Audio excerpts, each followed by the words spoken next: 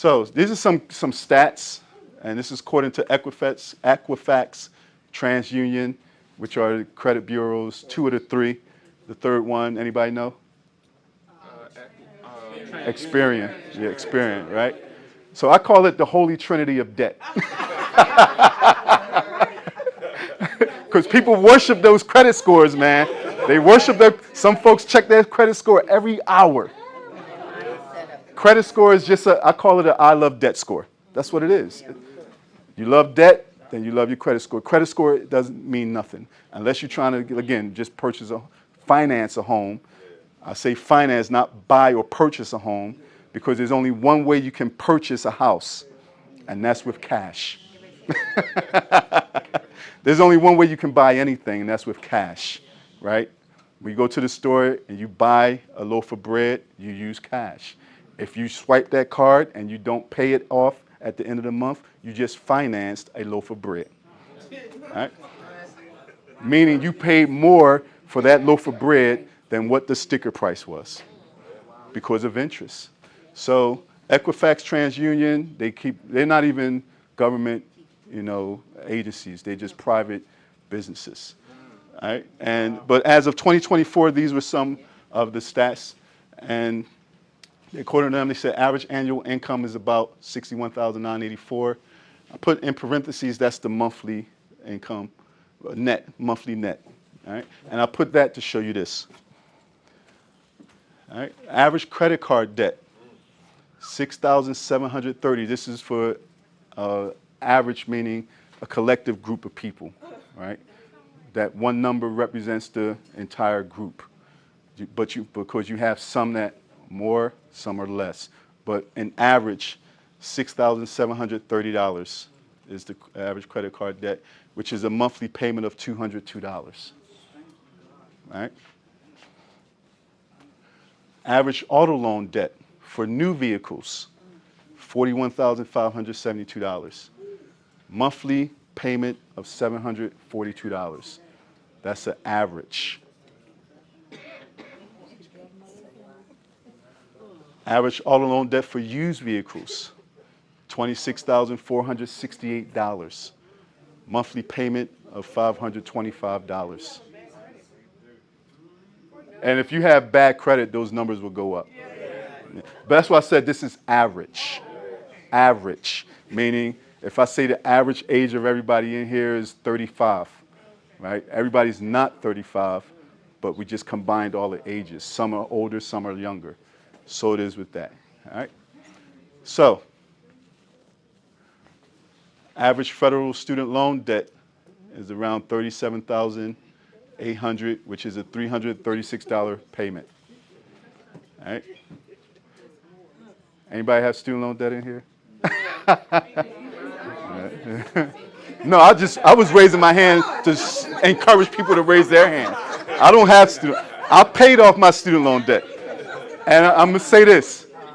You had a question, sir? I just have a quick question. Go ahead. Yes, sir. All right, I'll say this. I paid off my student loan debt during COVID.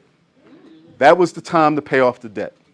Because during COVID, there was no interest being applied to student loans. And before I started my journey, my mindset was, I got extra money. I'm not paying my student loan off because I got extra. That was my mindset. I got extra money. But then I woke up and said, you know what, now's the time to pay off the student loan debt because it wasn't accruing any interest. And I had my student loan debt, I paid it off in 2023, but I had my student loan debt since 2000, 23 years. 23 years a slave. That's what I was. And I say that, and I'm not saying it like, Kunta Kinte slave, but I was a slave to debt. And I didn't know why I'm living paycheck to paycheck, because it was the debt. My student loans were older than my kids. And I know individuals that have went to school, completed a whole career, retired, but still got that student loan debt. And they retired, but that debt didn't retire. All right, go ahead, sir. Just 2 points. When you did the loans for the cars and the average loans, did you add in car insurance to that? Nope. And I'm glad you said that. And I didn't want to add, because car insurance is an expense. I'm just doing debt. And I want to show you something after I go through the rest of this, because that's a good point. All right. So, Roz, you had your hand raised? So, just real quick about the student loan. Let me stand up because so what happened was I also had a student loan, and I don't know if any of you know Sister Janelle Taylor, the headquarters. Yep, that's exactly right. It is important. It is, encouraging to. As of May 5th, if you have student loans in default, you will be garnished. Your wages will be garnished. So only if they're in default. So if you haven't paid student loans for 3 years, chances are you're in default. And you need to reach out to your service provider and see if you can get them out of default. The way you can get them out of default, a couple of ways. You can consolidate them. Usually I'm against debt consolidation unless it's for student loans. But any other type of debt consolidation I will not encourage. But for student loan debt, especially if you're in default, contact your service provider, see if you can consolidate them, see if you can get into good standing. They'll say put you on an income-based repayment plan, make a couple of payments, and then they'll get you out of default. But you have to contact the provider. You can't run from these things, right? Because then you'll be a runaway slave. Right?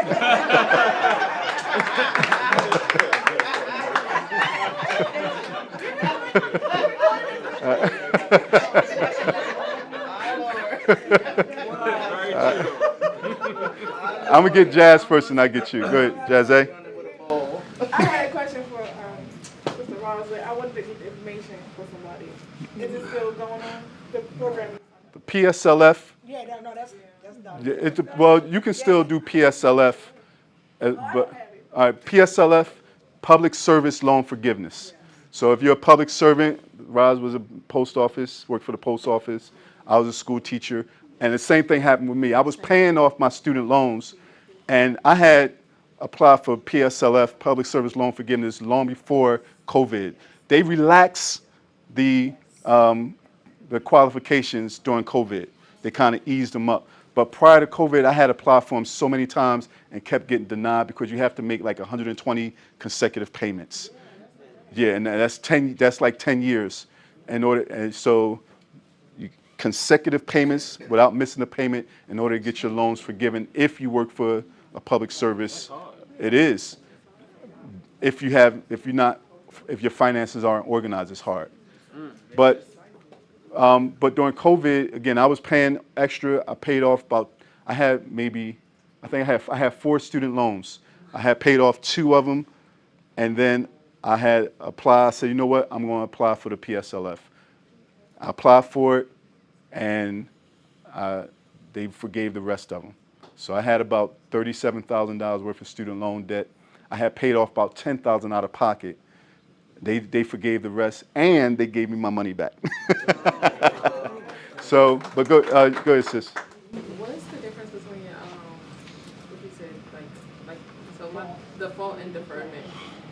Okay, so default would be like you like think about collections. So default was like collections, not that it's in collections, but just think of it like that. Exactly, you didn't pay. Deferred meaning you made an agreement with your with the service provider, and they said, okay, we'll give you some time to, get your finances in order, then you can pay. Like a forbearance. Right? So it's like you're just putting it off for a certain amount of time. Exactly. During that time, go ahead. I thought the IDR stopped because of all the stuff that was happening. No. You can still, to my knowledge, you can still get an income-based repayment plan. To my knowledge, I got to look into that though. If you're hearing something different, I'm doing the IDR. yeah. So income-driven. I've done it before. Yeah. I thought because everything now that's happening for the days. To my knowledge, it's still in effect. PSLF. I thought that was still on too, but I may be I'll look into that. But the IDR, definitely you can still do that. You can still do an income-driven repayment plan. That's in order to get your loans out of default. All right, yep. But, yeah, so next, it was something else, but I'll come back. And the average mortgage debt, $263,180. Average monthly payment, $2,209. Is that a 30-year? Say that? Is that a 30-year mortgage? Very good, yes, that's 30-year. That's not 50, that's a 30-year. That's a very good question. That is a 30-year mortgage. All right, now, before we get to that, does anybody know what kind of mortgage they have? FHA and the conventional, right? FHA is government-backed. Conventional, just direct with the bank, right? What about veterans? VA loans, they got VA loans as well. I'm gonna say this, and this you don't have to agree with me. If you have to get a mortgage, do conventional. If you have to get a mortgage, do a conventional. Most people they lean towards FHA because lower down payment, right? Usually like 3%. Your credit score doesn't have to be that high, usually in the 600s, right? But the thing is, the 30 years, and with the FHA loans, and even with the VA loans, you can put 0 down, right? So what does that mean? You're financing the whole loan. The whole loan. You're financing the whole loan. And at the end and most people, again, look at the monthly payment. You can't look at the monthly payment. You have to look at the whole term. Because at the end of a 30-year loan, because I have a FHA loan. Like I said, God willing, this month I'll be done. But by the time you pay off that loan, you would have paid almost 3 times as much as you took out because of interest. And with FHA loans, majority of the payment, especially in the front end of the loan, is going towards interest. So if your payment is let's just keep it simple numbers, $1,000 a month, 900 of that is going to be going towards interest, and only 100 is going towards principal. So you're going to be paying on that for years. All right, and not only that, some people refinance.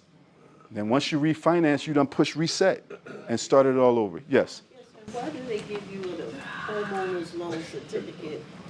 Like, for example, I might have a homeowner's loan certificate for $50,000 toward that home. For FHA loans? VA loan. For VA, I'm not too familiar with VA. Okay. So you would probably I'll do your research. I'm not too familiar. Anybody know about VA loans in here? I'm not too familiar with that. I have a loan guaranteed $50,000 that I've never used. So I was just wondering why. Yeah, I'll do my homework on that. Yeah. Yeah, I would look at it. Yep. All right. Yes, sir. Is there anything positive about refinancing? Anything positive? I would say this. If you have student loan debt, I would refinance, and then like Dre said, pay off my student loan debt. Because there's certain debts you can't bankrupt. And student loan debt is one of them. You cannot bankrupt student loan debt, IRS debt, child support, you can't bankrupt those. So if you have student loan debt or a high amount of IRS debt, I would make that my last option. I wouldn't just do it. I would try to work something out. But that's the only time I would even speak about refinancing. Some people do that, and that's what we were saying earlier. They do that. They'll refinance, pay off a car, but really they just transfer debt. So I wouldn't do it to pay off a car.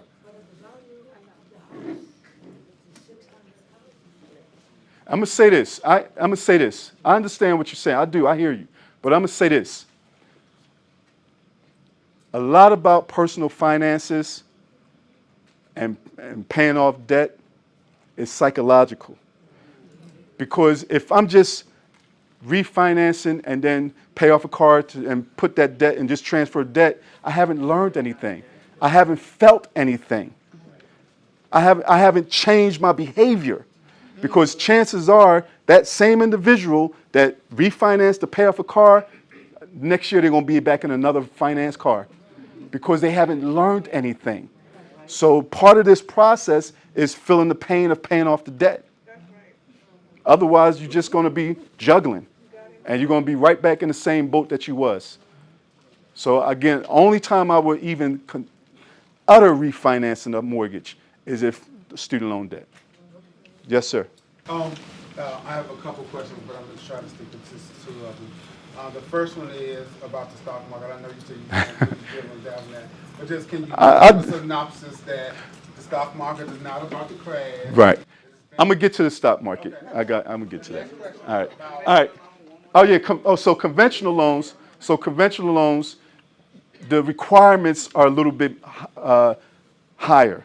So normally with the conventional loan, you can get 15-year, 20-year, but it doesn't even take you 15, 20 years to pay off a house.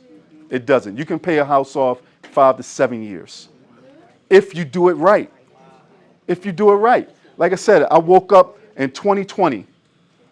My mortgage, and at the time, I was paying on, I had an FHA loan, paying on it. But from 2020 to now, that's 5 years. And I'm be mortgage free because I got intentional about it. But a conventional loan, you're typically paying 20% down as opposed to a FHA where it might be 3%. The term is shorter. Also, with conventional loans, there is no PMI. For FHA loans, you have PMI. Anybody know what PMI is? Primary mortgage insurance. And that's not for you. That's not for you. A lot of people, because I used to think that. I'm like, man, I got PMI. I was like, I got insurance. No. That's for the bank. Because when you have PMI, the banks are saying you are a high risk. And that's why, if you don't qualify for a conventional loan, ask yourself, why don't I? Why don't I? And this is where the FHA loans come in at. FHA loans are for people that don't realize that they don't have money to buy a home, to finance a home. That's why they couldn't get a conventional loan. A lot of people say, well, that's the barrier into home ownership. FHA loans are not good loans, in my opinion, in my humble opinion. You don't have to agree with that. But the conventional loan is what I would recommend. You're going to have to put more down. You're going to have a higher credit score in the 700s. No PMI. Again, PMI protects the banks because most people that get FHA loans, the chances are you're going to foreclose within 5 to 7 years. And the banks, the banks know this. That's why they give PMI, because they're protecting themselves. That's why most of the mortgage payment for an FHA loan goes towards interest at the front end. It's not until the back end of the loan that you're paying down the interest, the principal. The bank's always going to win. They're going to win. So conventional is what I would recommend. I would recommend conventional. This is just my humble opinion. Do your own research. You got to do what's best for you. All right? But if you get an FHA loan, it should not take you 30 years to pay that off. You can do it in 5 to 7 years if you do it right. And we'll get into the plan in order to get that. We'll get one. Can we go to 230, Ross? Is that all right? Okay. Okay, cool. Is that, we go to 230, 245? Because I'm almost done. We can do up to 3. Up to 3 at the latest? All right. And if you got to go, you can just step out. Somebody. I was just gonna ask, with the conventional, Can you speak up a little bit? with the conventional loan, how do you, apply for the conventional? You just go to a bank. Go to a bank. Okay, oh, and then can you still do first time home buyers programs with conventional loan, or no? I'm not sure. I'm not sure. I got to get back to you about that. All right. But you plan on staying at the house that you live in? Who, me? Yes, sir. Do I plan on staying in that house? Because you paid it off. God willing, it'll be paid off. I plan on staying there. Let's, you know. I think that's where I'm at now. Like, why would I double down on a house that I don't really? Yeah, if you know you're not going to stay there. So why not refinance and pay off student loan and then That's still be able to move? And again, as I said, that's what I'm saying. Like, I would not recommend refinancing. If you're going to pay off student loans, that's a smart move. But when I'm giving general information like this, but if I'm talking one-on-one, everybody's different. Everyone's different. I can't put that out there, right? So I just give general knowledge. But when I work one-on-one with people, I listen to them, look at their, situation, and then we can make judgment calls from that. I would talk to you one-on-one about that. Selling would be good because the value of the house went up. So Welcome back. Again, we hope that you enjoyed this information that was shared, and we hope that you found the information helpful and useful. As I always say, before one can invest in something outside of themselves, they must first invest in themselves. So if you're ready to invest in yourself and you're ready to begin your journey on becoming free from the rat race and get off of the rat wheel, come visit me at trufincoaching.com. Schedule your initial consultation so that we can help you to invest in yourself so that you become free to do what you want, when you want, instead of having to do the things that you don't want. Peace and blessings.